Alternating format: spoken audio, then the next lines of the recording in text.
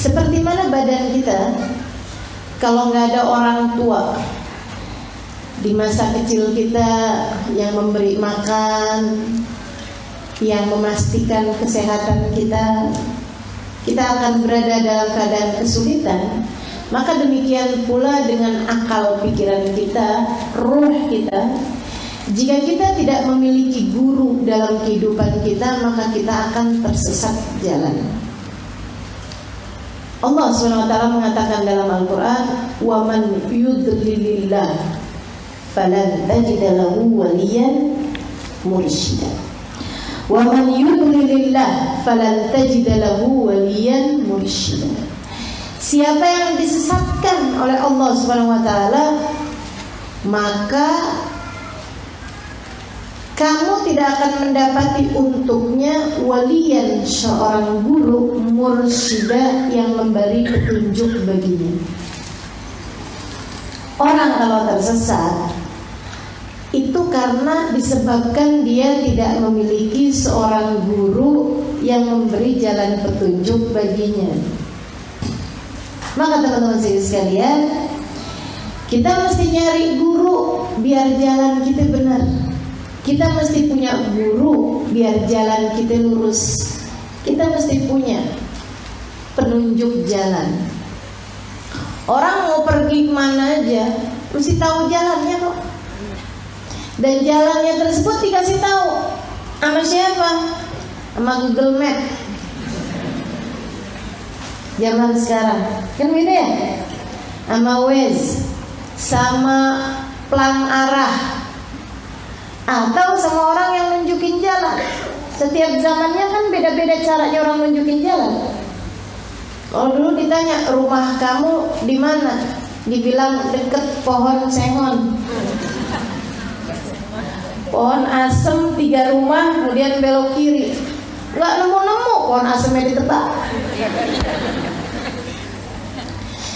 Jadi teman-teman sekalian, harus ada yang nunjukin jalan. Kalau nggak ada yang nunjukin jalan, bakalan tersesat. Demikian pula dengan kita hidup menuju Allah SWT, harus ada penunjuk jalannya. Siapa tuh penunjuk jalannya? Para nabi diutus oleh Allah SWT sebagai penunjuk jalan. Dari zamannya Nabi Adam, Nabi Adam punya umat semua keluarganya. Ya kan gitu ya? Nabi Adam umatnya semua keluarganya. Siti Hawa mahram sama semua orang. Dan Siti Hawa kan punya anak doang, gak punya tetangga, belum punya siapa-siapa ya. Jadi saya suka bayangin, ya Allah, kalau ada perempuan nggak pakai kerudungan lewat di jalan-jalanan nggak dosa, cuma satu orangnya, Siti Hawa. Siti Hawa nih kalau lewat di jalan Tebet Raya, gitu ya, disalamin setiap orang kagak dosa, semua cucu-cucu dia, semua anak keturunan dia, betul nggak?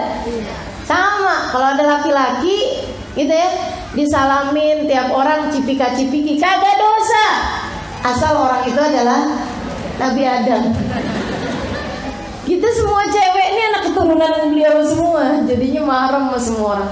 Selagi kamu bukan Siti Hawa, kalau keluar rumah mesti pakai kerudung, karena kamu bukan Siti Hawa.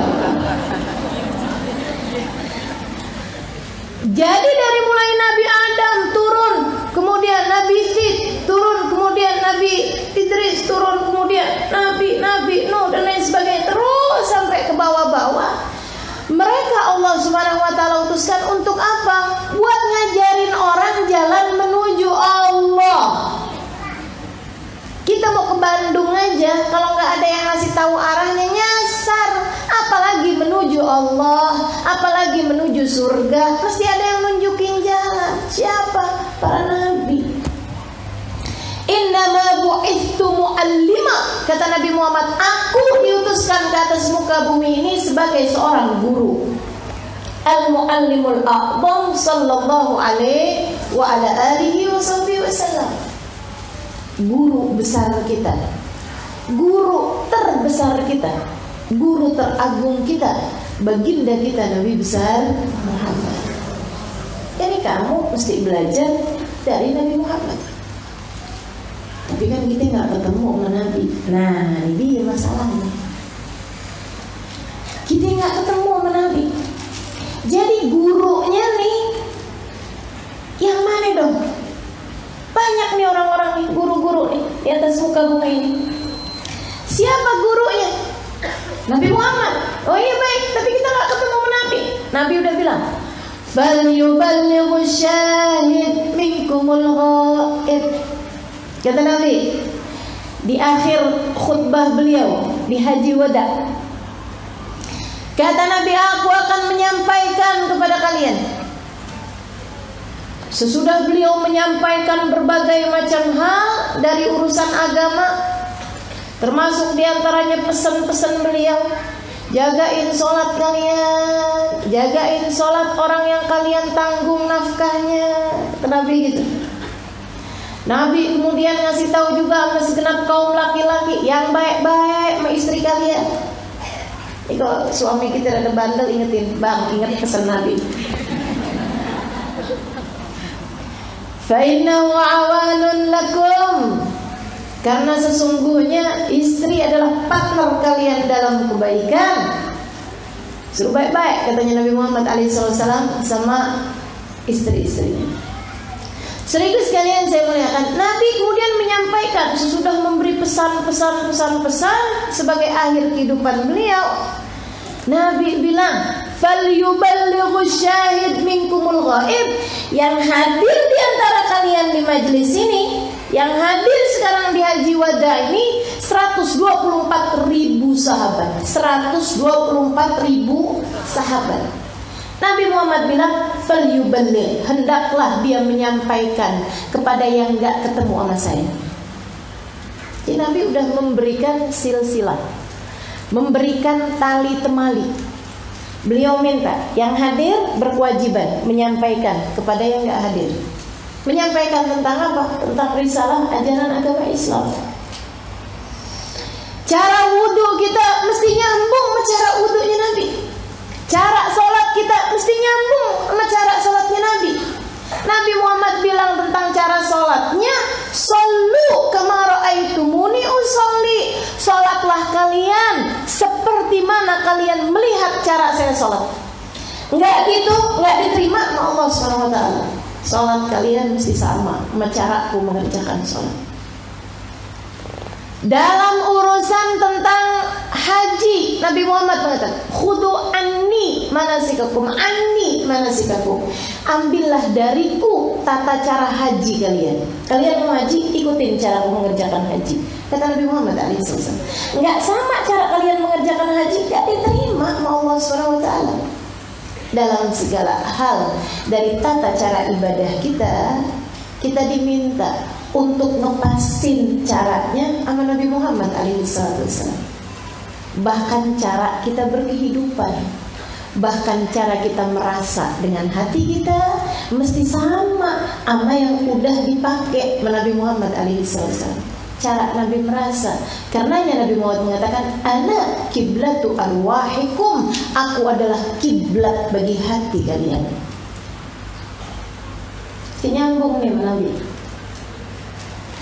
Suruh sholat kayak cara sholatnya Nabi, puasa kayak puasanya Nabi, haji kayak hajinya Nabi, merasa kayak rasanya Nabi Muhammad SAW, berpikir kayak berpikirnya Nabi Muhammad SAW. Sebab kita umatnya. Kamu kalau mau tahu jalannya surga, mau tahu jalan menuju Allah, ya Nabi Muhammad SAW. Masalahnya disuruh sholat kayak sholatnya Nabi, kita kagak lihat. Disuruh puasa kayak puasanya Nabi, kita nggak lihat. Suruh haji kayak hajinya Nabi, kita nggak ikutan rombongan travelnya Nabi Muhammad. Waktu itu kita nggak lihat, ya ikut. Sekaligus sekalian saya muliakan, cara merasa apalagi kita nggak hidup sama Nabi Muhammad SAW, nggak tahu rasanya kayak gimana. Tapi 124.000 sahabat menyaksikannya, 124.000 sahabat melihatnya. 124.000 sahabat tersebut kemudian mengajarkan kepada generasi berikutnya, namanya generasi tabi'in. Generasi tabi'in, para ulama-ulamanya, mereka nggak lihat Nabi Muhammad, tapi mereka mendengar dari para sahabat. Mereka kemudian mengajarkannya kepada tabi'in. Para tabi'in, mereka nggak lihat Nabi Muhammad. Ketika mereka kemudian menyampaikan kepada umatnya, sholatlah kalian dengan cara Nabi mengerjakan sholat. Umatnya bertanya, gimana cara Nabi mengerjakan sholat? Mereka kemudian mencontohkannya. Emang kamu lihat Nabi? Enggak, saya nggak lihat Nabi, tapi saya melihat guru saya, seorang tabi'in, yang guru saya melihat gurunya yang seorang sahabat, yang gurunya tersebut melihat langsung Nabi Muhammad SAW mengerjakan sholat. Seribu sekalian saya melihatkan, dari tabi'in turun ke generasi berikutnya, turun ke generasi berikutnya, turun ke generasi berikutnya, turun ke generasi berikutnya, turun ke generasi berikutnya, turun ke generasi berikutnya, terus sampai di zaman 2019. Di zaman kita berada, ada silsilah ilmu yang semua yang menyampaikannya para ulama-ulama, yang semua yang menyampaikannya adalah para orang-orang yang kita tahu keikhlasannya dalam berdakwah. Kita tahu mereka mengamalkan tidak hanya ilmu, tapi cara berpikir Nabi Muhammad. Mereka merasa bukan hanya ilmu, tapi perasaannya Nabi Muhammad SAW. Sedihnya kayak sedihnya Nabi, senangnya sama dengan sebab kesenangannya Nabi. Ibadahnya kita ngelihatnya, kalau bayangin Nabi ada kayak gitu kali ibadahnya. Teman-teman saudara sekalian, dan silsilah ilmu ini, rijalus sanad ini, orang-orang yang bawa ilmu ke kita sampai di zaman sekarang ini masih ada. Kalau teman-teman berguru dari orang yang berguru kepada kalangan habaib, ya, cuma sampai ini ya. Misalnya nih, ulama-ulama di Jakarta yang berguru kepada kalangan habaib, yang ngajinya di Kuitang. Ini saya kasih tahu ya. Di Kuitang itu Habib Muhammad bin Ali bin Abdurrahman Al-Habsyi. Ya kan gitu? Tahu ya? Teman-teman sekalian, Habib Ali bin Abdurrahman Al-Habsyi yang teman-teman suka ziarahin di Kuitang, itu ayah-ayahnya pada ngajinya sama beliau. Ini yang ngaji ya, yang ayahnya ngaji ya. Maaf, yang ayahnya ngaji. Ngajinya sama Habib Ali dah. Tiap minggu tuh rajin berangkat. Kan gitu. Terutama yang Betawi-Betawi nih. Karena saya sekarang ngisinya di Jakarta nih kan, jadi saya ngambil contohnya majelis yang di Betawi, yang di Kuitang sana. Teman-teman sekalian, itu ngajinya dari Habib Ali bin Abdurrahman Al-Habsyi. Habib Ali bin Abdurrahman Al-Habsyi itu adalah murid dari Habib Ali bin Muhammad Al-Habsyi yang ada di Sewun, penulis kitab Maulid Simtud Durrah.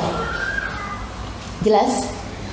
Kalau teman-teman ngajinya nggak sama mereka, tapi teman-teman ngajinya sama yang ngaji sama Habib Umar bin Hafid, seperti saya, biar yakin aja gitu maksudnya.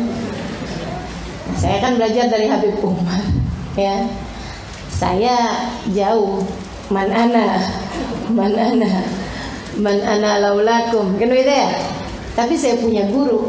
Nih guru saya belajarnya dari Habib Muhammad bin Abdullah Al-Haddar, mertuanya Habib Umar, atau ayahanda dari Hubabah Nur, ayahanda dari Hubabah Maryam. Hubabah Tolha juga anak dari Habib Muhammad bin Abdullah Al-Haddar. Habib Muhammad bin Abdullah Al-Haddar itu, teman-teman sekalian, berguru kepada gurunya beliau, yaitu Habib Ali bin Muhammad Al-Habsyi. Habib Muhammad bin Abdullah Al-Haddad berguru kepada gurunya Habib Abdul Qadir bin Ahmad Asghaf. Habib Abdul Qadir bin Ahmad Asghaf berguru kepada gurunya Habib Ali bin Muhammad Al-Habsyi. Habib Ali Habsyi berguru kepada gurunya Habib Abu Bakar Al-Attas. Habib Abu Bakar Al-Attas berguru kepada gurunya Habib Hasan bin Saleh Al-Bahr, penulis kitab Salatul Muqarrabin. Kalau teman-teman ada yang tahu kitab ini, atau penulis kitab udah terjemahin tuh bahasa Indonesianya, judulnya Salatnya Para Wali. Terjemahannya begitu. Beliau berguru kepada gurunya namanya Habib Umar bin Safi Asghaf. Habib Umar bin Safi Asghaf berguru pada gurunya Habib Hasan bin Ali Al-Jufri. Hasan bin Ali Al-Jufri berguru pada gurunya penulis kitab Ar-Risalah Al-Jami'ah. Kalau teman-teman tahu, saya ngaji kitab tersebut, kitab fikih Risalah Al-Jami'ah, namanya Ahmad bin Zain Al-Habsyi. Ahmad bin Zain Al-Habsyi berguru pada gurunya, tentu saja bukan zaman sekarang ya. Ini udah paham nih kan, guru-guru ke atas. Ahmad bin Zain Al-Habsyi berguru pada gurunya Habib Abdullah bin Alawi Al-Haddad, penulis Ratib Haddad, penulis Al-Wirdul Latif. Kalau teman-teman biasa baca dikir pagi sore tuh, penulis kitab An-Nasaih Ad-Diniyah yang saya ajarkan di Condet Batu Alam Ahbabuz Zahra, yang bisa teman-teman ikuti live streamingnya gitu ya. Nah itu teman-teman sekalian, Habib Abdullah bin Alawi Al-Haddad. Beliau berguru kepada gurunya namanya Habib Umar bin Abdurrahman Al-Attas, penulis Ratib Al-Attas. Sehingga sekalian, beliau berguru kepada gurunya Habib Hussein bin Syekh Abu Bakar bin Salim, anak dari Sayyidina Syekh Abu Bakar bin Salim, yang mana beliau berguru pada ayahandanya Sayyidina Al-Fakhril Wujud Syekh Abu Bakar bin Salim. Sayyidina Al-Fakhril Wujud penulis kitab Mi'rajul Arwah. Sayyidina Al-Fakhril Wujud menulis beberapa kitab-kitab yang lain teman-teman sekalian, dan menulis sholawat yang sangat indah selalu kita baca sebelum kajian di Ahbabuz Zahra sana itu. Allahumma ya azimus sultan, ya qadimal ihsan, ya daiman ni'am.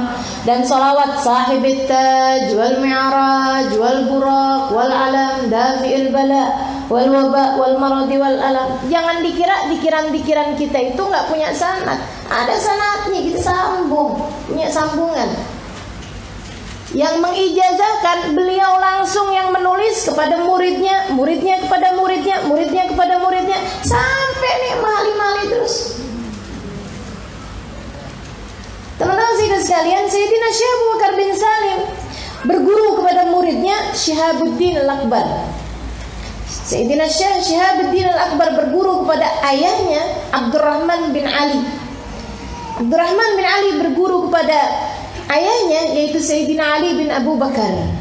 Sayyidina Ali bin Abu Bakar berguru pada ayahnya yaitu Sayyidina Abu Bakar bin Abdurrahman Asghaf, yang merupakan saudara dari Habib Abdullah bin Abu Bakar Al-Idrus Al-Akbar, kakek saya yang pertama, yang darinya silsilah nasab Al-Idrus berasal dari sana. Teman-teman sekalian, Sayyidina Abu Bakar bin Abdurrahman Asghaf berguru kepada Sayyidina Muhammad bin Ali Maulad Dawilah, dan beliau berguru kepada ayahnya yaitu Sayyidina Ali bin Muhammad. Ayahnya berguru kepada ayahnya Sayyidina Muhammad bin Ali. Sayyidina Muhammad bin Ali berguru kepada ayahnya Sayyidina Ali bin Alwi Al-Ghayur. Sayyidina Alwi Al-Ghayur berguru kepada ayahnya Sayyidina Muhammad Al-Faqih Al-Muqaddam Muhammad bin Ali Ba'alawi. Sayyidina Faqih Al-Muqaddam Muhammad bin Ali Ba'alawi berguru kepada ayahnya Sayyidina Ali bin Muhammad. Sayyidina Ali bin Muhammad berguru kepada ayahnya Sayyidina Muhammad bin Ali Sahib Marbat di Oman sana. Sayyidina Muhammad bin Ali Sahib Marbat berguru kepada ayahnya Sayyidina Ali Khali Al-Basam. Ini kabarnya yang setiap kali ucap salam kepada Nabi dalam tiap salat, Assalamualaikum ayyuhan Nabi warahmatullahi wabarakatuh, tidak bergeming, belum beranjak dari bacaan tersebut sebelum Nabi Muhammad langsung menjawab salamnya. Waalaikumsalam. Waalaikumsalam. Kalau udah Nabi Muhammad jawab, baru dia teruskan sholatnya. Kita nggak ada yang, jangan ada yang begitu. Agak kelar-kelar sholat kita. Tadi jawab-jawab. Teman-teman saya sekalian, Sayyidina Ali Khalid Basam berguru pada ayahnya Sayyidina Alawi bin Muhammad. Sayyidina Alawi bin Muhammad berguru pada ayahnya Sayyidina Muhammad bin Alawi. Sayyidina Muhammad bin Alawi berguru pada ayahnya Sayyidina Ubaidillah. Alwi bin Ubaidillah berguru pada ayahnya Sayyidina Ahmad al-Muhajir ilallah. Ahmad bin Isa itu ada makamnya di antara Hadramaut. Makanya kenapa di kota Hadramaut banyak habaib, karena memang asalnya ini beliau ini berhijrah. Saya sekalian, makanya disebutnya al-Muhajir ilallah, Ahmad bin Isa. Ahmad bin Isa berguru pada ayahnya Sayyidina Isa Ar-Rumi.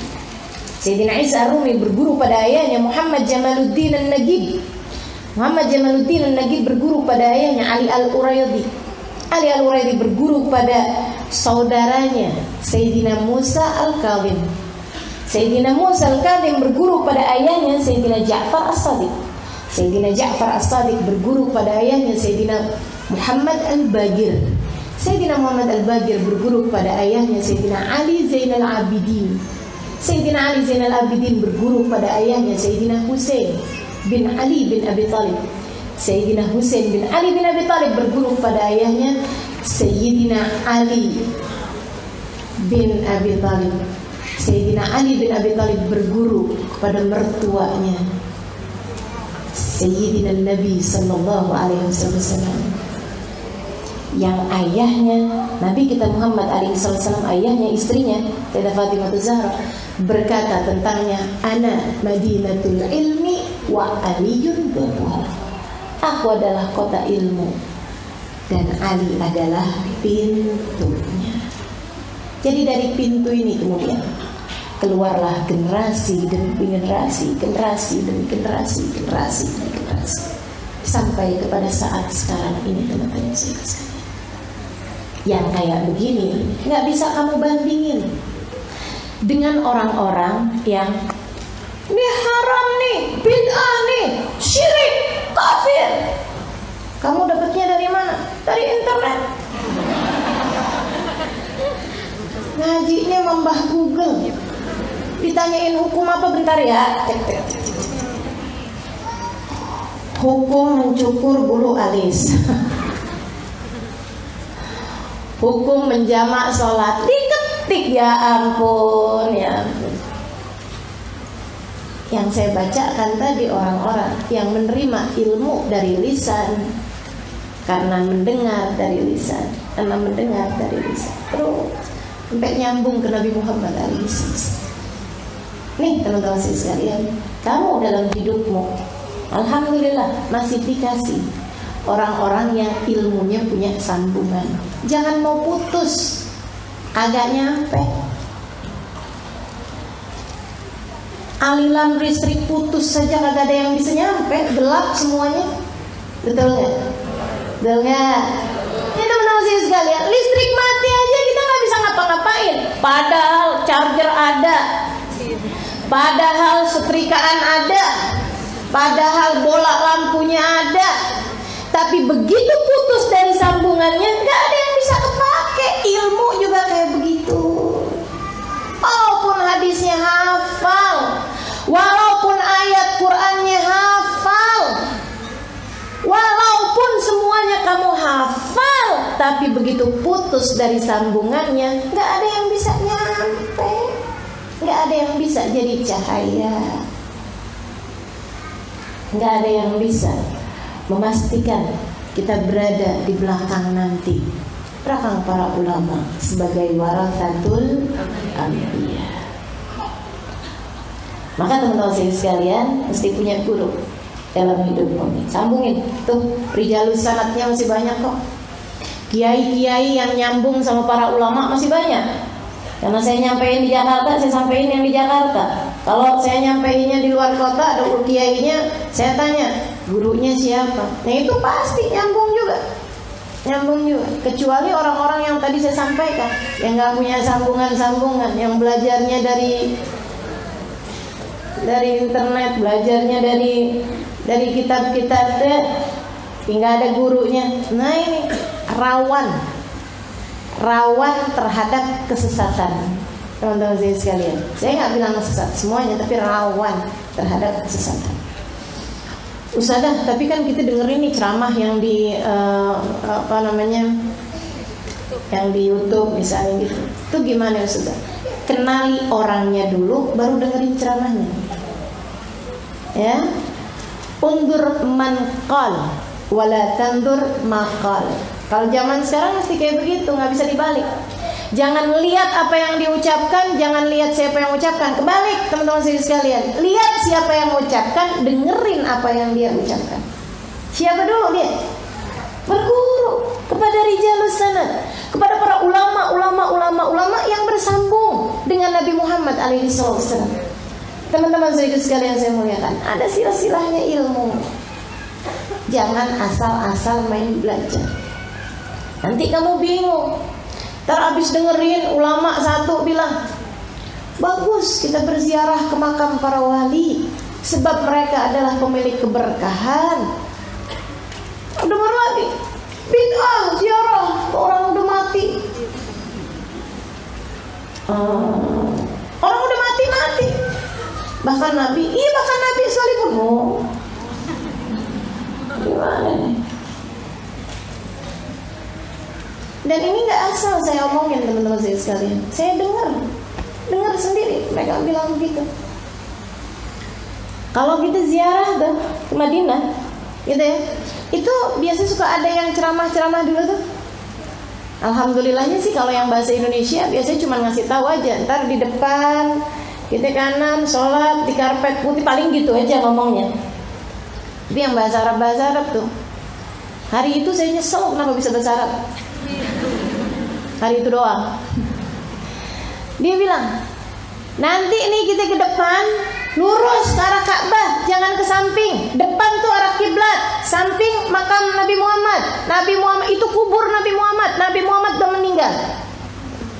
Bahkan bahasanya, Nabi Muhammad udah mati. Jadi kamu jangan ngadep ke samping kiri, ngadepnya ke depan. Sholat 2 rakaat di Ar-Raudhatus Syarifah. Saya dengarnya, ya Allah, nggak enak bener nih telinga. Ada orang bilang Nabi Muhammad udah mati. Ya Allah, ya Allah, ya Allah, ya Allah sekalian. Nabi Muhammad udah mati, nggak tahu siapa yang datang. Nabi Muhammad udah mati. Ini gimana nih? Kalau belajarnya dari orang-orang yang nggak punya sanad ilmu, bakalannya begitu. Nanti kamu hadir maulid dikatain bid'ah, dikatain haram. Kenapa gitu Ustaz? Kenapa bisa haram? Ya ngapain juga kamu tuh baca sholawatan menabi, baca sejarahnya Nabi. Itu gak pernah dilakukan. Tunggu dulu Ustaz, gak pernah dilakukan sama siapa? Sama para sahabat. Ngapain mereka baca sejarahnya Nabi di saat bisa ketemu sama Nabinya? Ada orang Tebet, kerjaannya baca biografi Ustazah Halimah. Akhir pada 2 April 1979 bersekolah di. Ngapain kamu begitu? Kamu mau apa? Saya pengen deket mau Ustazah Halimah. Ngapain kayak begitu? Datang aja ke majelisnya, ketemuin orangnya. Biar kata nggak cakep-cakep amat juga.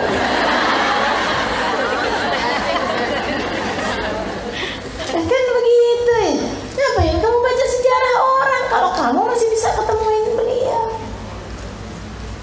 Jadi Ustazah, kalau kita baca sejarahnya Nabi, baca maulidnya Nabi itu ngapain? Tak ada rotan, akar pun jadi. Nggak ada air, tayamum boleh aja. Kayak debu dah, nggak ada air. Tapi di saat ada air, ngapain kamu tayamum? Di saat ada rotan, ngapain kamu pakai akar? Jadi teman-teman sekalian yang saya muliakan, tuh kita nggak bisa ketemu sama Nabi, boleh deh gitu, kita sholawatan bareng-bareng gitu loh. Boleh deh gitu, kita salam-salam bareng-bareng sama Nabi kali-kali, kan gitu, bisa ngerasain gitu. Boleh deh kita diceritain tentang sejarahnya Nabi gitu, kan enak tuh, seneng, bayanginnya enak gitu. tak ada rotan akar pun jadi. Dan anehnya, ini aneh luar biasa, sama orang-orang yang suka bid'ah-bid'ahin maulid gitu ya. Saya kalau tanya gitu sama mereka, misalnya kamu tanya sama mereka tuh yang bid'ah-bid'ahin maulid, teman-teman saya sekalian, kalau kita baca sejarah Fir'aun boleh apa enggak? Dibilang boleh. Aneh kan? Baca sejarahnya Fir'aun dibilang boleh. Baca sejarah Nabi Muhammad kenapa bid'ah? Ini agama mana sih nih? Ini pemahaman ceritanya nemunya dari mana gitu. Ini teman-teman saya sekalian, orang tuh kalau cinta pasti seneng-seneng sebut namanya. Orang tuh kalau cinta pasti seneng-seneng ngerasain kehadirannya. Orang kalau cinta pengen mengenang gitu, diceritain tentang yang dicinta, demen pasti. Nah, karena agama Islam ini disampaikan penuh cinta dari Nabi kepada sahabat, kepada tabiin, terus ke bawah sampai kita sekarang. Kita lihat orang-orang yang ilmunya punya sanad, sama rasanya, sama rasa cinta sama Allah, cinta sama Rasulullah, cinta sama keluarga Rasul, cinta sama para sahabat Rasul, cinta sama para ulama, cinta. Makanya kalau ada agama, kamu hadir satu kajian, ya deh, kajian agama, bikin kamu jadi malah nggak ngerasa cinta, cepetan keluar dah. Jangan berani, takut yang diturunin juga bukan cinta. Yang diturunkan takutnya lawannya cinta, benci. Kamu hadir di satu majelis, ulamanya, gurunya laknat sahabat, buruan keluar teman-teman. Hati-hati, buruan keluar, jangan berani. Kamu hadir di satu majelis, orangnya jelek-jelekin, orangnya menjelek-jelekan tentang keluarga Nabi Muhammad SAW. Bahkan ada yang berani bilang, ibunda Nabi Muhammad di neraka. Buruan keluar dah, buruan, serem. Betul apa enggak? Betul kan? Nah, buruan keluar. Takut bener nih kayak begini. Apalagi kalau orangnya Nabi Muhammad tidak dijamin masuk surga. Lah, tunggu dulu, nih surga kamu yang mana sih? Jangan-jangan kagak sama nih. Ya Allah, ya. Kalau surganya sama, kita tahu yang bikin surga bahkan bilang, laulaka ya Muhammad ma khalaqtul aflah. Kalau tidak karena engkau wahai Muhammad, tak akan kuciptakan dunia dan seluruh isinya. Surganya kalau sama, di pintu surganya ada tulisan Allah Muhammad. Diceritakan dalam kitab Anwar Muhammadiyah, diceritakan dalam kitab Al-Insanul Kamil, ceritakan ada sanad-sanadnya. Surganya yang kita mau masukin, di pintunya ada nama Muhammad. Masa yang punya nama kagak masuk tuh, akalnya di mana ya? Ya Allah, nggak perlu orang pinter-pinter hafal hadis, hafal ayat dah buat tahu beginian doang mah. Betul nggak teman-teman saya sekalian? Cukup akal pikiran yang jernih, kita bisa ngerti. Makanya cari ilmu dari orang yang punya sambungan. Ngaji deh rapi-rapi di situ. Duduk deh kita. Ustazah, kalau ngaji tuh ya, kalau misalnya nggak hadir langsung di lewat streaming gitu, sama apa enggak? Sama sih enggak. Tapi ya itu tadi, tak ada rotan akar pun jadi. Saya dulu berguru sama Habib Umar bin Hafid. Nah ketika udah pulang kayak begini kan nggak bisa lagi. Tapi buat nambel-nambel kangen, sama buat terus-terusan bisa bersambung, gimana caranya? Dengerin beliau. Lewat apa? Live streaming bisa, dengerin kajian-kajian beliau di YouTube banyak, kan begitu? Alhamdulillah. Media sosial kalau kita pakai dengan benar, alhamdulillah, bawa banyak kebaikan.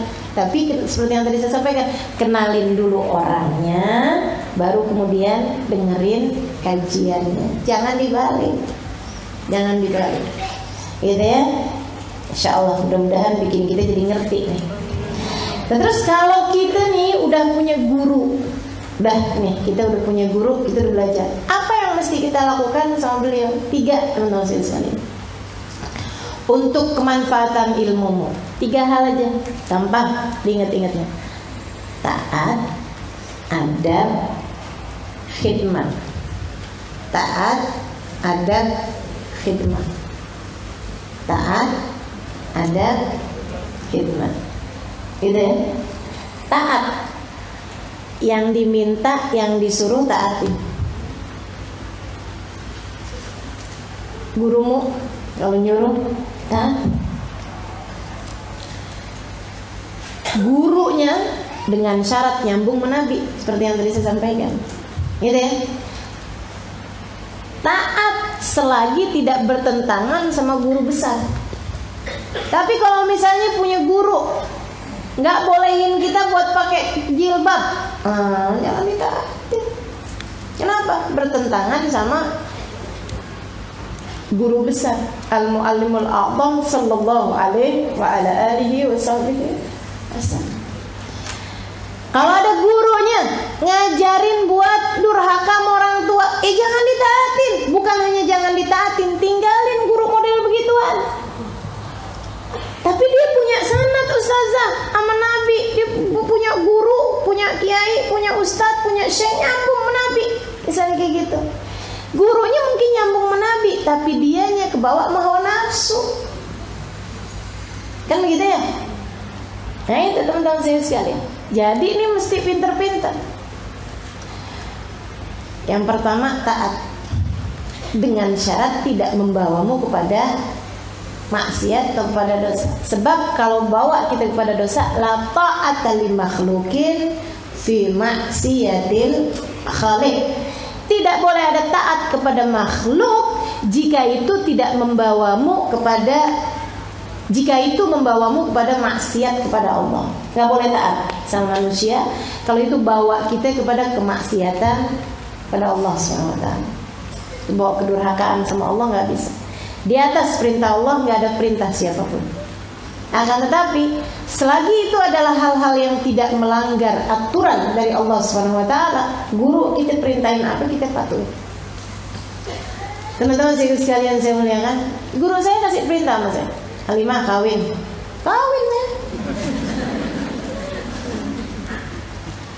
Nggak pakai lihat lakinya ganteng apa enggak. Beneran, ini beneran ya. Saya cuma lagi cerita tentang kepatuhan murid tuh sampai sebegitu.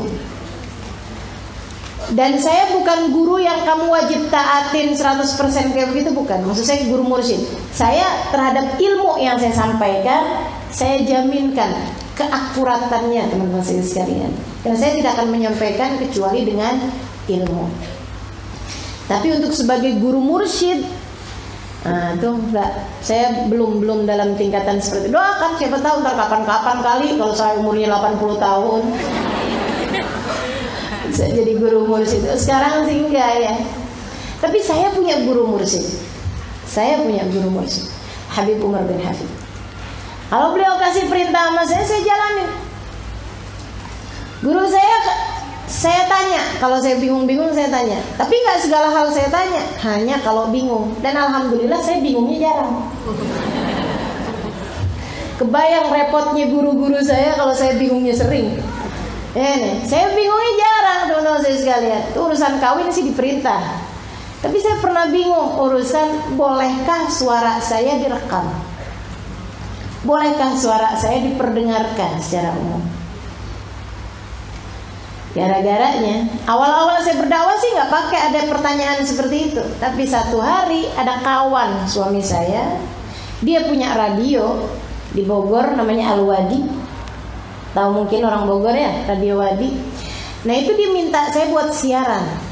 Saya nggak mau dong. Enggak, saya bilang nanti suara saya kedengaran sama laki-laki. Saya nggak tahu, mungkin ada di antara laki-laki yang dengerin suara saya walaupun kayak begini terus naksir. Kali-kali ya enggak. Jadi saya bilang sama suami saya enggak mau saya. Beliau bilang, tapi kan Halimah manfaatnya luas.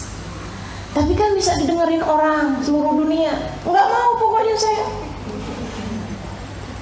Lagian guru-guru saya nggak ada yang ngerjain kayak gitu, saya bilang. Saya tanyain sama Habib Umar, boleh apa enggak? Boleh aja, tapi nggak bakalan boleh. Saya nggak bakalan boleh suara saya kedengeran sama orang umum gitu. Jadi saya tanyain ya, hanya aja sambil yakin nggak bakalan boleh. Akhirnya kemudian dapat jawabannya dalam bahasa Arab. Suami saya nggak ngerti.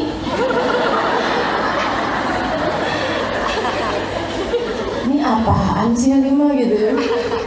Saya baca. Ini ada yang dihapus apa enggak? Enggak, saya nggak ngerti kan bahasa Arab gitu. Akhirnya terus saya terjemah. Habib Umar memberi izin untuk suara saya diperdengarkan baik rekaman atau secara langsung. Makanya kalau teman-teman bilang, kok Ustadzah itu nggak mau suaranya direkam, kok Ustadzah Halimah mau suaranya direkam, nah itu kebijakan dari guru kami masing-masing. Kalau saya gimana ya? Kamu nggak mengaruh, agak ada yang mau rekam.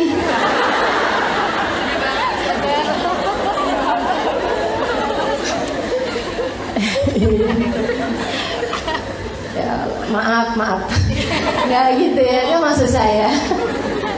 ngeles. Jadi teman-teman saya sekalian, semuanya dengan pedoman guru, dan pedoman guru nggak bakalan salah. Kenapa? Karena mereka ngerjain sesuatu nggak pakai hawa nafsu. Mereka nyari tahu dari Allah SWT, melihat dengan pandangan yang luas. Termasuk waktu beliau ngasih perintah Mas, nikah. Saya nggak cari tahu, cakep nggak sih? Baiklah. Gimana nih? Cuman saya dikasih tahu bukan ustadz, nolong. Yang saya takutkan waktu itu satu aja. Saya orangnya nggak gampang taat, dan suami orang yang wajib taat.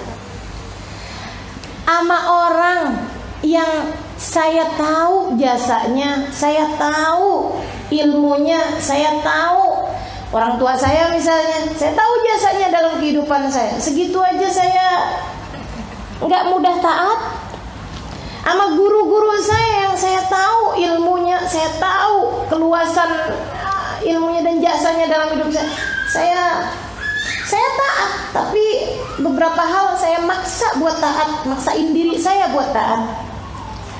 Nah kalau suami terus dia nggak berilmu, yang ada nih saya jadi istri durhaka nih. Tapi karena disuruh sama guru, ya udah bismillah. Teman-teman sekalian, jadi saya menikah dengan seorang laki-laki yang saya bahkan nggak tahu mukanya. Ada gitu zaman sekarang, ada saya.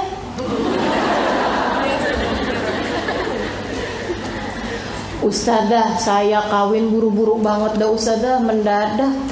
Berapa lama? Ya, saya habis ini gitu, orang yang lamar 3 bulan saya kemudian kawin. Mendadak dari mana? Kawin mendadak tuh kayak saya tuh, mendadak kawin. Ya Allah. Ya udah deh tuh kawin akhirnya saya. Yang aneh teman-teman saya sekalian, saat lagi guru saya mengawinkan saya, beliau yang mengijabah, bahkan beliau yang melamar untuk suami saya, melamarkan saya untuk suami saya ini. Beliau bilang di waktu akad tuh, habis selesai angkah tukah wazawaj tuh, kalau udah selesai nikah, beliau kemudian bilang, dan saya nggak tahu itu karena saya nggak hadir. Ya acara kawinan sendiri saya nggak hadir, kesian. Ustadzah, apa perasaan Ustadzah ketika mendengar akad nikah nama Ustadzah disebutin? Kagak tahu. Nggak tahu saya rasanya apa, saya nggak tahu. Jadi habis selesai itu udah beberapa hari, ternyata saudara sepupu saya ada yang handycamin acara itu. Saya berterima kasih sama dia, jadi saya nonton. Oh gitu ceritanya. Yang saya dengerin sampai saya ulang-ulang lagi gitu. Ada ucapan Habib Umar bin Hafid, saya nikahkan nama suami saya disebutin ya, dengan Halimah Ali, terus linasyidd dakwah, untuk meluaskan dakwah. Saya begitu dengernya, nih Habib kagak keliru apa ya buat meluaskan dakwah. Dia bukan ustadz, boro-boro ustadz. Pesantren kagak ada yang pernah dia masukin, termasuk pesantren kilat aja kagak.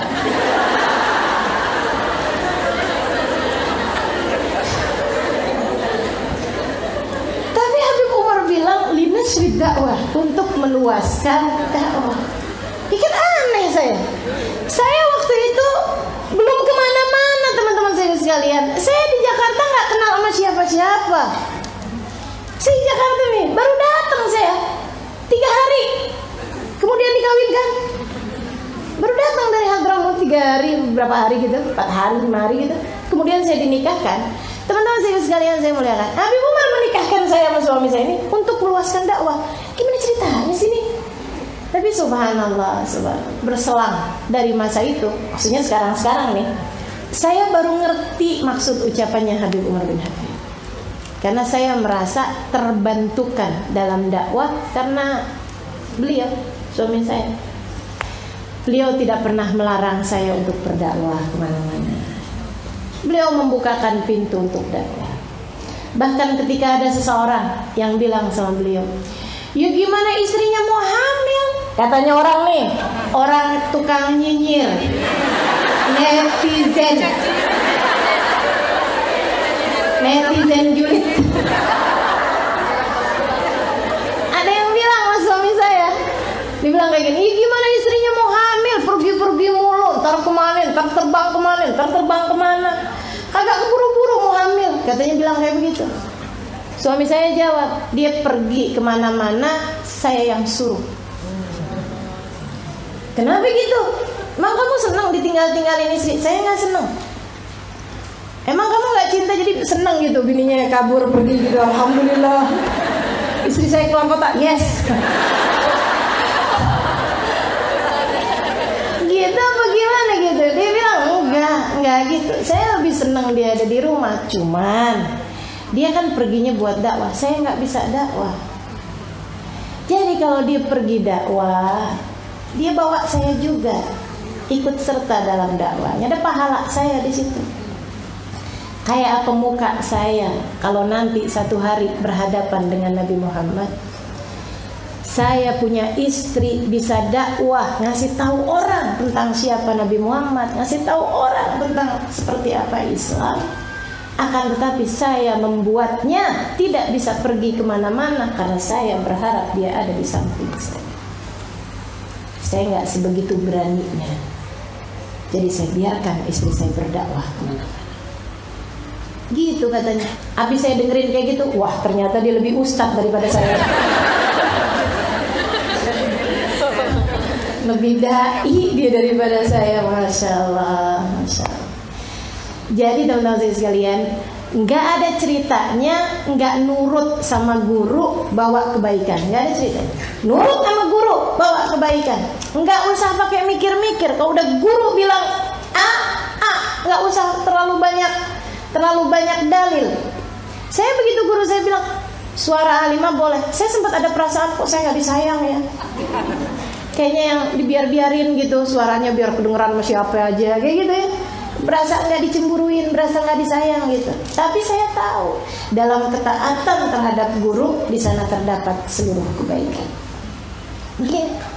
Ya udah ikut aja gitu. Makanya kalau tanya Ustazah kenapa nggak tampil di TV? Alhamdulillah saya belum pernah minta izin, gitu ya. Mudah-mudahan enggak. Karena saya takut juga.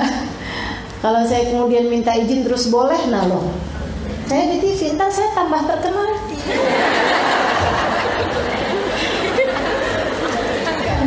Ntar teman-teman tambah susah ketemu sama saya. Betul kan ya? Ya Allah, khair insya Allah. Mudah-mudahan selalu dijaga sama Allah. Amin. Jadi teman-teman saya sekalian, taat sama guru, miliki guru, miliki sambungan. Sekarang saya nggak bisa nyambung sama Habib Umar. Oh nyambung kok, insya Allah. Sungguh-sungguh dengan cara kamu belajar di sini sama saya, insya Allah nyambung. Bukan karena sayanya, tapi karena siapa guru saya, Habib Umar bin Habib. Insya Allah ulama cahayanya terang luar biasa, membuatmu dengan punya sedikit sambungan aja. Kalau sinyalnya kuat kan, walaupun HP-mu kurang bagus, gelo nggak? Ibarat HP nih, ibarat HP, saya adalah HP-mu teman-teman sekalian. Tapi Habib Umar nih sinyalnya. Walaupun HP-nya HP jadul, walaupun HP-nya HP jelek, walaupun HP-nya HP yang sudah pantas buat dilem biru, lempar beli baru, ya. Walaupun HP-nya yang kalau misalnya dibawa ke konter, orangnya bilang, Mbak, mau dijual nih. Jangankan dijual Mbak, saya dikasih aja kagak mau. Yang model kayak begitu. Nah kalau sinyalnya kuat, biar kata HP-nya jelek, kan bisa juga dipakai buat telepon, kan gitu ya. Nah kayak begitu tuh teman-teman sekalian. Insya Allah tetap punya sambungan, asalkan hubungannya baik, asalkan punya sambungan hati sama beliau, nyambungin diri. Teman-teman sekalian, nomor 1 kewajiban kita kepada guru adalah taat. Nomor 2 adab. Taat, dengerin, duduk tapi nggak ada adab. Hadir di majelisnya tapi kosong dari adab, nggak dapat apa-apa. Adab nomor 1. Apa itu adab? Akhlak kita, teman-teman saya sekalian, baik akhlaknya itu secara zahir ataupun akhlaknya secara batin. Akhlak secara zahir, sambilan ngaji tapi teleponan, ngobrol. Apalagi yang lebih buruk daripada itu, gurunya diomongin. Kalau ada teman-teman nih lagi ngaji, ditanya-tanyain orang sebelah, bilangin, Bu,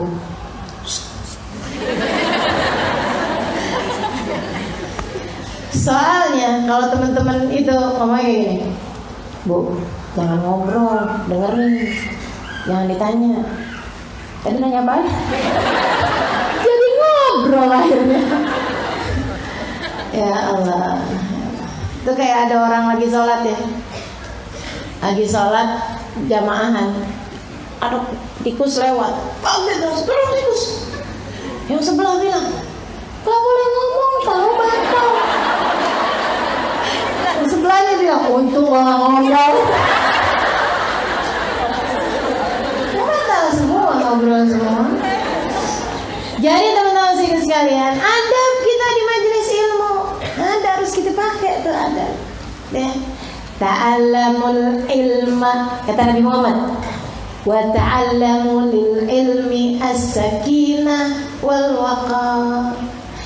Pelajarilah ilmu dan pelajarilah untuk mempelajari ilmu sakinah, ketenangannya hati, wal waqar, dan ketenangannya badan. Pelajari ilmu, tapi untuk mempelajari ilmu kamu bisa masuk dengan syarat kamu mesti punya 2 ilmunya. Ilmu apa? Ilmu sakinah sama ilmu waqar. Apa itu ilmu sakinah? Ilmu menenangkan hati, gak kepikiran apa-apa. Susah kalau kita ngaji tapi pikiran kita berserakan kemana-mana. Abis dari sini mau pergi ke mie ayam, mie ayamnya kira-kira enak yang mana? Tuh udah hilang tuh. Kamu gak punya sakinah, ketenangan hati, dan juga waqar, ketenangan badan. Teman-teman saya sekalian, ilmu yang manfaat itu seperti kupu-kupu. Dia tidak akan hinggap kecuali pada sesuatu yang tenang. Kalau kamu gerasa gerusu, dikit-dikit rubah posisi, habis rubah posisi rubah style, entaran sedakep, entaran kaki kesat ke kiri, kaki ke kanan, entaran ya Allah, ya Allah. Kalau kamu gerasa gerusu, badannya nggak bakalan bisa tenang, nggak bisa tenang badannya, nggak bisa tenang hatinya, nggak bisa tenang keduanya, nggak bisa dapet ilmunya. Itu adab kita dalam menuntut ilmu, adab bohir. Adab bohir kita kepada guru yang lain, jangan nanya kecuali diizinkan.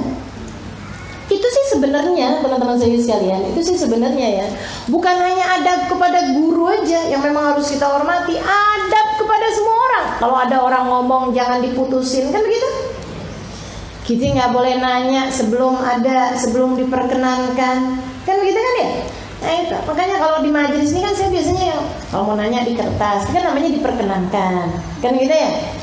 Jadi teman-teman saya sekalian, diperkenankan buat nanya, tapi kan jawabnya juga terserah yang mau jawab, kan begitu ya? Jadi ada adab-adabnya yang mesti kita pakai. Jangan ngerepotin sama guru. Adab bohir tuh, adab bohir. Saya selalu ingat aja, Babah Nur selalu pernah curhat sama saya. Ya Allah Halimah, orang-orang nih ya, kalau kita nih ngajar di zaman sekarang nih, orang tuh bikin kita jadi kayak orang nganggur. Kapan waktunya kayak bisa digangguin gitu. Orang datang ke Babah gitu kan, Babah teleponnya. Mungkin maksudnya dia itu malah justru adab gitu, maksud dia kali ya, basa-basi gitu. Assalamualaikum Babah, apa kabar? Babah bilang alhamdulillah. Habib Umar gimana kabar? Alhamdulillah. Anakku Babah yang satu ini apa kabarnya? Ini apa kabarnya? Betul. Panjang bukan. Habis itu Babah, saya mau ngawinin. Oh iya. Anak saya yang nomor ini dapat si ini kemarin tuh Babah ceritanya. Dia ketemunya tuh gara-gara panjang lebar gitu. Padahal nih Babah nih teman-teman saya sekalian, saya tahu persis bagaimana mereka membagi waktunya.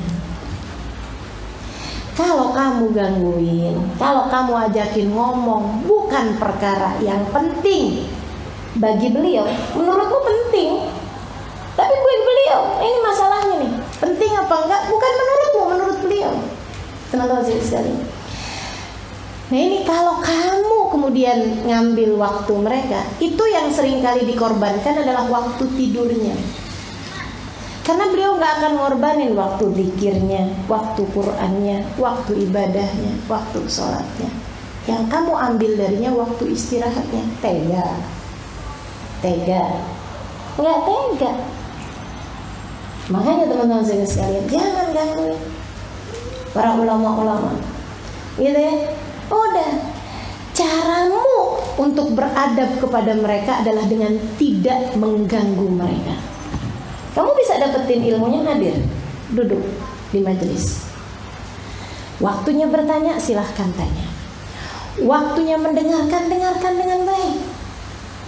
Waktunya beliau misalnya menyampaikan sesuatu, simak dengan benar. Hadir bersama rohmu, bersama badanmu. Itu cara kemanfaatan ilmu. Habib Hasan bin Abdullah bin Umar Asy-Syatiri, salah satu dari ulama-ulama gitu, guru dari Al-Habib Umar bin Hafid. Tapi beliau sangat hormat sama Habib Umar bin Hafid. Ketika ada orang-orang protes mengenai apa yang dilakukan sama Habib Umar di Kota Tarim, jadi Habib Umar bikin majelis di pasar, di jalanan, di lapangan sebelahnya pasar. Karena memang di situ orang tempatnya ngumpul. Habib Umar bikin majelis di situ. Orang-orang protes kepada ulama paling terkemuka di masa hidup beliau, Habib Hasan bin Abdullah bin Umar Asy-Syatiri. Bilang, Habib Umar tuh ada-ada aja, kayak nggak ada masjid aja. Masa bikin majelis di pasar? Ini netizen julid. Ada aja ya di semua tempat. Apa katanya Habib Hasan Asy-Syatiri? Kaifa wa huwa indikan nabi. Saya kalau sudah Umar yang ngerjain, Habib Umar yang ngerjain, saya nggak bisa ngomong apa-apa. Buat saya dia seperti seorang nabi. Cakep. Nggak bisa tuh dikompor-komporin ulama model begitu. Jadi Umar bin Hafid bikin majelis di masjid. Astagfirullah. Nggak gitu, teman-teman sekalian. Apa yang dikerjakan sama sesama ulama dihormatin. Ini Habib Hasan bin Abdullah bin Umar Asy-Syatiri. Jadi sekalian, alhamdulillah mata ini Allah izinkan buat ketemu sama beliau, buat duduk di hadapan beliau, pernah, alhamdulillah. Jadi sekalian, abang saya ikutan majelis beliau. Yang hadir banyak nih, masjid besar, jami'. Di masjid itu bahkan yang kelasnya Habib Umar bin Hafid, karena memang Habib Umar dari sejak zaman mudanya berguru kepada beliau. Habib Umar bin Hafid kalau datang misalnya di saf terakhir beliau duduk. Nggak ada ceritanya, saya ulama dunia, ulama terkemuka, saya datang harus duduk di depan. Nggak ada ceritanya. Kecuali kalau memang Habib Umar akan ikut serta memberikan tausiah, nah, beliau akan duduk di depan. Karena kan repot, masa mau minta mic-nya dibawa ke sono. Gitu ya. Beliau, tapi kalau tahu itu majelis Habib Hasan, kita mau ngaji ya ngaji aja gitu. Itu pun dilakukan oleh kami para murid-murid nih. Kalau ada misalnya Abah Nur, ada misalnya Habib bin Hafid datang gitu ya, nggak harus duduk di depan, kecuali kalau diperkenankan atau malah disuruh sama sahibul bait. Tapi selebihnya di mana tempat ada, kita duduk di situ. Teman-teman sekalian, jika ulama-ulama kita mengajarkan hal yang seperti itu, artinya kita juga kayak begitu mestinya. Harus duduk di depan, ente nggak tahu siapa anak. Emang siapa itu? Anak juga nggak tahu. Udahlah, gitu, udahlah. Kamu mau duduk di depan, datang awalan, kan begitu ya? Kalau kamu nggak mau duduk di belakang, ya datang lebih awal daripada yang lain. Itu masalahnya. Tapi saya nggak boleh duduk. Emang kamu datangnya telat, udah aja gitu. Adab, teman-teman sekalian, adab di majelis-majelis ilmu. Tuh perkara ini. Satu hari ada seseorang duduk di majelisnya Habib Hasan. Ini cerita abang saya nih. Dia bilang, ya Allah serem bener. Di majelis ini orang banyak nih. Dia bilang, saya di belakang juga. Ada orang sama-sama di belakang. Tiba-tiba di tengah majelis Habib Hasan ambil siwak, kemudian dilemparkan. Pas kena ke orang itu yang dimaksud. Apa kata Habib Hasan? La tadkurillah wa anta jalis fi majlisi. Dia bilang, kamu jangan sibuk sendiri bertasbih, berzikir, padahal kamu duduk di majelis saya. Jangan sibuk sendiri berzikir. Jadi orang itu rupanya sambil pegang tasbih, dan pegang tasbih mana ada yang begini? Pegang tasbih kan di bawah. Dia pegang tasbih gitu teman-teman saya sekalian. Dia berzikir, dan itu majelisnya orangnya ribuan. Jadi nggak bakalan kelihatan, dia udah di belakang sana tuh. Tapi mereka para ulamanya Allah melihat dengan cahaya Allah. Ambil siwak, pasti kena orang tersebut. Disebutin namanya. Ya bulan bin bulan. Kenapa kamu berzikir kepada Allah sedangkan kamu di majelis saya? La anta jalis wa la anta dzakir. Kamu kalau kayak gitu caranya, kamu tidak terhitung orang yang sedang duduk di majelis karena kamu punya kesibukan yang lain, dan kamu nggak terhitung sebagai orang yang zikir karena kamu sedang berada di majelis ilmu. Lalu wala alaih, istilah orang Arab, nggak sana, nggak dapat sana, nggak dapat sana. Teman-teman sekalian, ini padahal sibuknya zikir, apalagi sibuk selfie. Update status, nikmatnya hadir majelis. Nikmatnya di mana? Nah, kamu sibuk sendiri kok. Gitu. Jadi ada adabnya menuntut ilmu. Saya tuh waktu pertama di Tarim, kagum sama anak-anak Tarim. Anak Tarim itu saya tahu persis karena mereka duduk di kelas saya, duduk di majelis saya. Di majelis saya itu ada berbagai macam negara. Saya alhamdulillah diamanati oleh Habib Umar bin Hafid mengajar kepada teman-teman dari berbagai macam negara, salah satu dari kota Tarim. Nah di Tarim tuh mungkin setengah kelas itu orang Tarim, tapi mereka nggak menginap di dar, nggak menginap di asrama. Ada orang Indonesia, orang Singapura, dan ada juga orang Barat. Ada dari Inggris, Ustazah Najibah yang kemarin datang itu ya, beberapa bulan yang lalu datang. Ada Ustazah Latifah dari Amerika, ada Ustazah Aisyah. Sekarang pada jadi ustazah-ustazah di negara-negara mereka masing-masing. Dulu duduk di kelas saya, teman-teman saya sekalian. Saya tahu dia dari negara mana kurang lebihnya dengan sekedar lihat cara duduknya. Kalau anak Tarif itu duduk sekalinya dia bersila enggak akan bergeming, enggak akan bergerak sampai selesai majelis. Agak rubah-rubah. Duduk gitu aja. Kalau dia awal duduk tawarruk, duduk tahiyat akhir, ya udah gitu aja dia. Duduk aja. Saya ngelihatnya, kayak apa tuh namanya? Pendekar. Kayak pendekar lagi belajar ilmu pedang. Gitu tuh modelnya tuh kan gitu ya, sikap sempurna. Enggak rubah-rubah. Dari mereka saya paham nih, ini maksudnya Nabi, ta'allamul ilma wa ta'allamul ilmi as-sakinah wal waqar. Sakinah wal waqar ada dalam cara mereka menuntut ilmu. Diajarin sama bapaknya, sama ibunya, sama saudaranya, kayak gitu terus tuh. Sikapnya kayak gitu belajar. Anak Indonesia per 10 menit ganti posisi. Entaran bersila, ntar ganti lagi.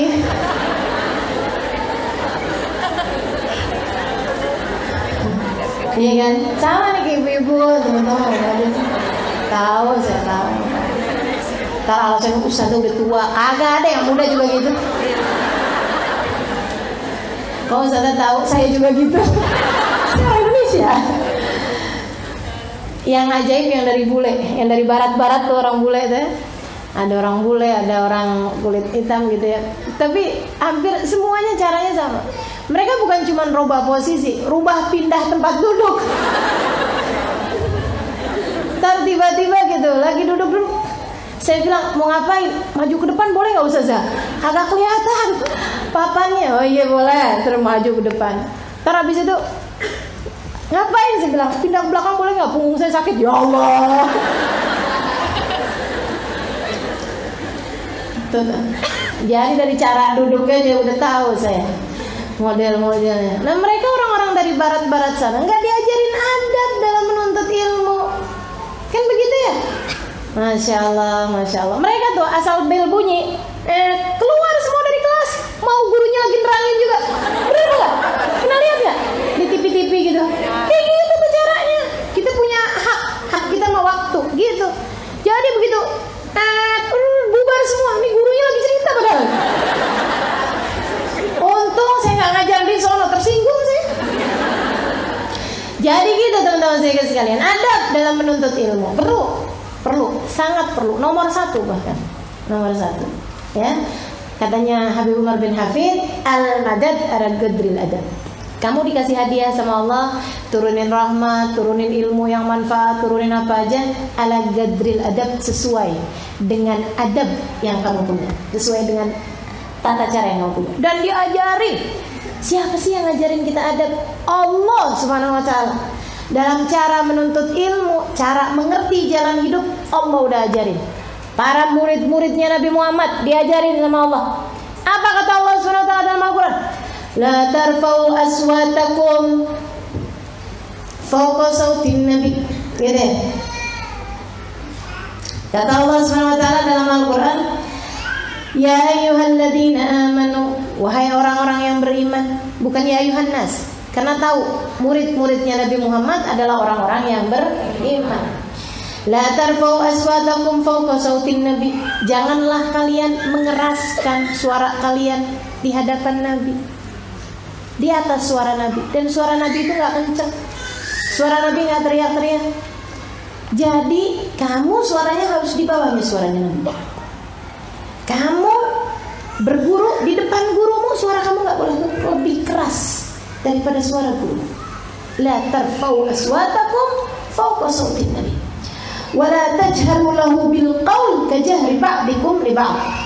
Janganlah kalian menerangkan sesuatu, mengeraskan suara kalian seperti ketika kalian melakukan itu kepada sesama kalian. Kalau sama teman kamu gak apa-apa, tapi sama guru jangan, sama Rasulullah jangan. Kalian, wahai para santrinya Nabi Muhammad, beradab.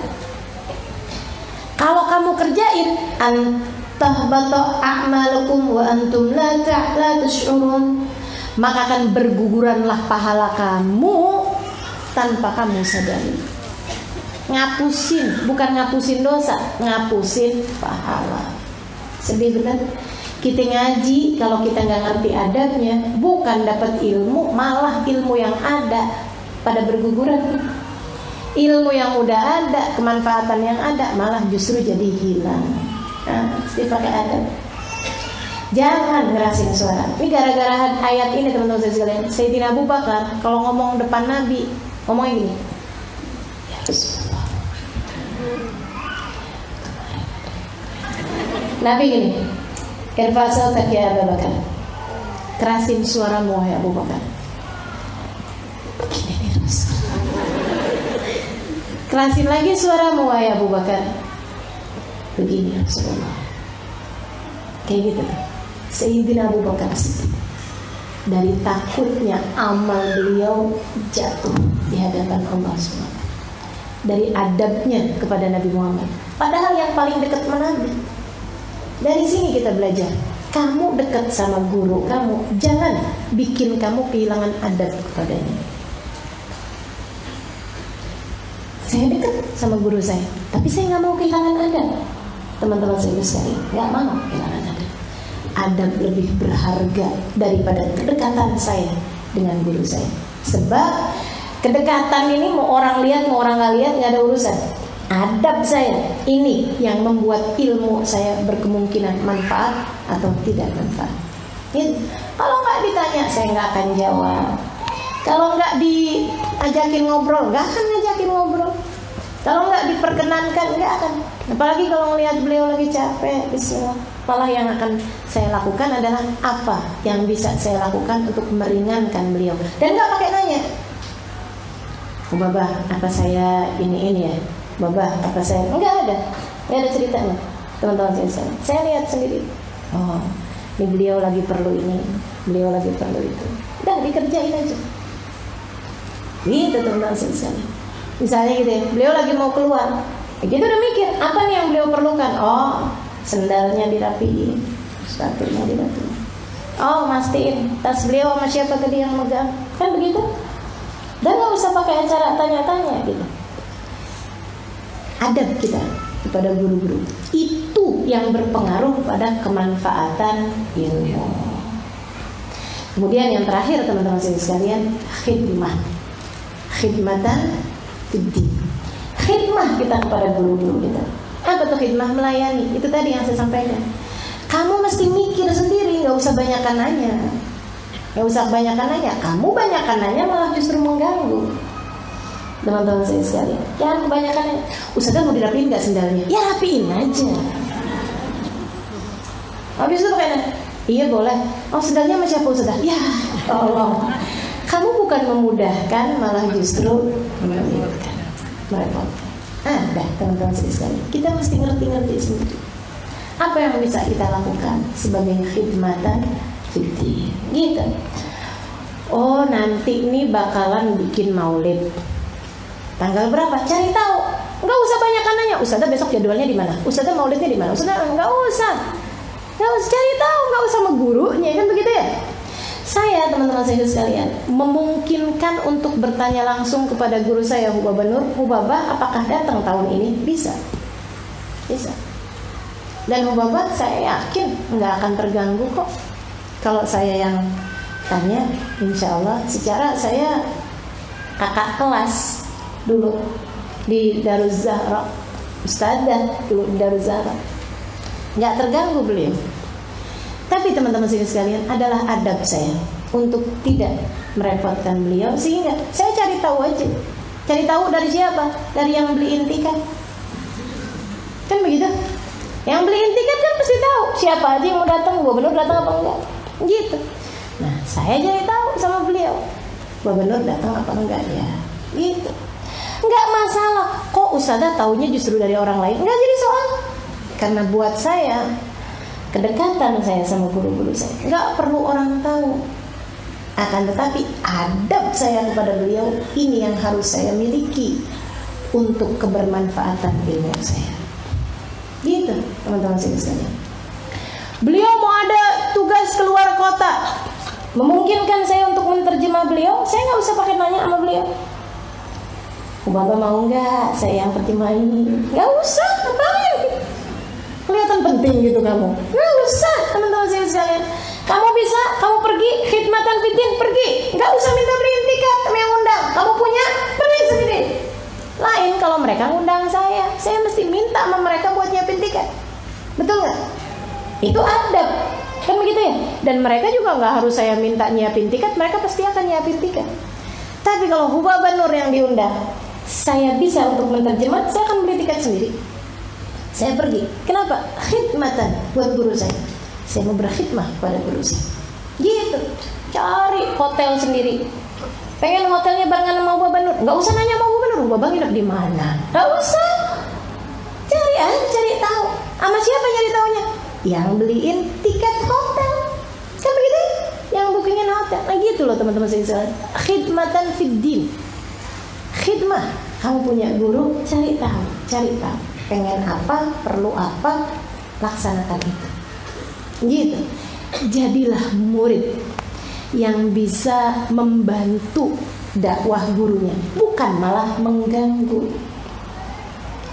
Hati-hati kalau kemudian mengganggu atau kurang khidmahmu kepada guru, hati-hati dalam masalah kemanfaatan ilmu. Terakhir saya mau cerita tentang Habib Abu Bakar bin Muhammad Asgaf, Sahibul Haul Gresik. Kalau teman-teman ada tahu, ulama terkemuka. Beliau tuh teman-teman sekalian, ilmunya Masya Allah, kewaliannya Masya Allah, karomahnya Masya Allah, ibadahnya Masya Allah. Dan itu beliau mengajar di Gresik. Beliau punya anak yang berkhidmah di rumah beliau, di rumahnya Habib, di rumah ayahnya. Anaknya ini anak juga, murid juga. Sedikit sekalian, satu hari di hari Lebaran Idul Fitri, beliau sudah punya tamu sendiri anaknya, karena beliau juga udah mengajar juga, sudah ini juga gitu ya. Jadi udah ada punya murid-murid sendiri. Nah beliau satu hari, beliau tuh biasanya kalau Idul Adha habis selesai sholat Id langsung pulang ke rumah ayahnya, nggak pulang ke rumahnya, pulang ke rumah ayahnya untuk berkhidmah kepada ayahnya. Tamunya ayahnya beliau yang urusin, beliau yang ya gitulah, temuin ini apa segala macam gitu. Beliau yang bikinin tehnya, kopinya apa segala. Hari itu karena beliau punya tamu sendiri nih, ada orang-orang dari Madura datang, jadi beliau temuin dulu tamu beliau. Baru agak siangan duhur gitu, beliau berencana untuk datang ke rumah ayahnya. Ternyata keburuan duhur. Habis selesai duhur, beliau buru-buru mau ke sana. Habis selesai sholat, beliau pas lagi doa usap mata kayak begini, matanya buta. Matanya buta. Waduh, beliau begitu buta matanya, paham urusannya. Apa urusannya? Ngurangin hak ayahnya. Nih hari pasti abah repot nih, nemuin tamu, ngurusin tamu. Ya Allah, pikiran saya kemana? Kok bisa saya ngurusin diri saya lebih daripada saya ngurusin ayah saya? Ya Allah ampuni, ya Allah ampuni. Balikin lagi mata saya, ya Allah, balikin lagi mata saya. Nggak bisa-bisa teman-teman. Akhirnya yang biasanya pergi naik kendaraan, jalan kaki ke rumah ayahnya, sujud-sujud depan ayah. Abah, maaf bah, mata saya buta bah, maafin saya bah. Abahnya bilang, nah, saya nggak akan pernah mendoakan buruk sama kamu. Bahkan kepada orang yang benci sama saya aja saya nggak akan berbuat seperti itu. Sama orang yang mengganggu saya nggak akan doa buruk sama dia. Apalagi sama kamu, nak, anak saya. Maka yang terjadi sama kamu ini bukan dari kehendak saya. Saya sayang sama kamu, saya nggak masalah sama kamu. Walaupun kamu hari ini datang terlambat, memang bikin saya sedih, memang bikin saya merasa, kemana nih anak saya nih yang biasanya melayani nih hari, kok dia nggak datang-datang? Memang buat pertanyaan itu, tapi saya nggak akan doain buruk sama kamu. Saya juga maafin kamu, memaklumi kamu, nggak apa-apa.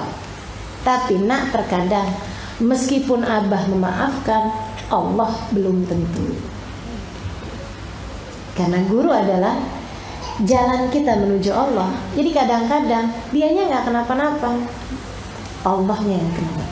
Makanya teman-teman saya sekalian, Imamul Haddad sampai bilang kepada murid-muridnya, kalau ada kalian dengar orang ngomongin saya, orang lain nih, orang umum nih, ngatain saya atau fitnah saya atau apapun, buruan aduin sama saya. Kenapa gitu Imam? Kok buruan aduin, kayaknya nggak terima banget gitu dikatain. Beliau bilang, untuk saya maafkan dan saya doakan agar dia tidak diturunin bala dari Allah Subhanahu wa taala atas hal tersebut. Gitu. Sebab kadang-kadang beliaunya nggak kenapa-napa, bahkan beliau nggak tahu, nggak dengar kan gitu ya. Tapi Allahnya yang kemudian akan memberikan musibah tersebut kepada orang itu. Jadi akhirnya abahnya bilang, ya udah nak, mungkin Allah kasih ini sama kamu buat pelajaran. Tapi kamu harus tahu bahwa ini bukan abah minta mau kamu. Sekarang abah mau istighfarin kamu semua. Abahnya istighfarin, Allah ampuni, saya udah maafin dia ya Allah, ampuni. Subhanallah. Hari itu juga pandangan matanya kemudian kembali dapat melihat lagi. Nah, jadi 3 hal yang perlu kita lakukan pada diri kita. Apa tadi? Taat, adab, dengan khidmat. Hikmatnya nggak usah guru kita tahu, sebab walaupun beliau nggak tahu, tapi Allah tahu. Tenang aja, nggak ada yang hilang, nggak ada yang hilang. Kan gitu ya. Selebihnya, kalau kamu kerjakan 3 hal ini, saudara sekalian saya muliakan, mudah-mudahan Allah memuliakan kita dengan ada nama kita dalam hati guru-guru kita.